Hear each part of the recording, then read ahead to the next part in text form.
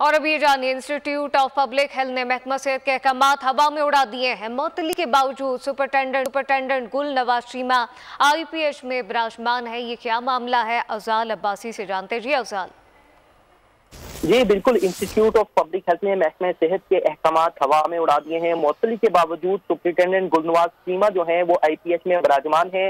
मुअत्तल सुपरिटेंडेंट गुलनवाज चीमा का IPH में दाखिला बंद है, जबकि गुलनवाज चीमा जो है वो गैर मुतल्लका अफराद के IPH में दाखिले पर पाबंदी लगा रहे हैं। गुलनवाज चीमा को इख्तियारात के नाजायज इस्तेमाल और करप्शन पर मुअत्तल किया गया था और IPH का जो अमला है वो भी गुलनवाज चीमा के इदारे में दाखिले पर पाबंदी से लाइलम निकला है।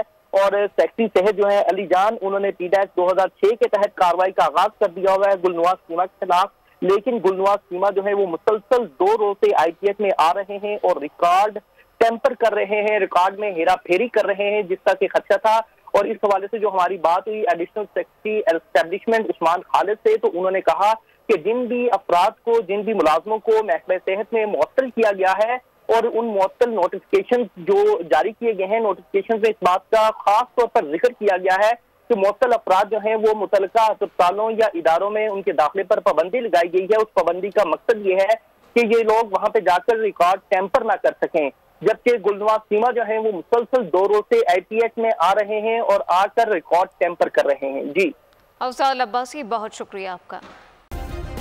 सब्सक्राइब करें और बेल दबाएं ताकि कोई खबर रह न जाए।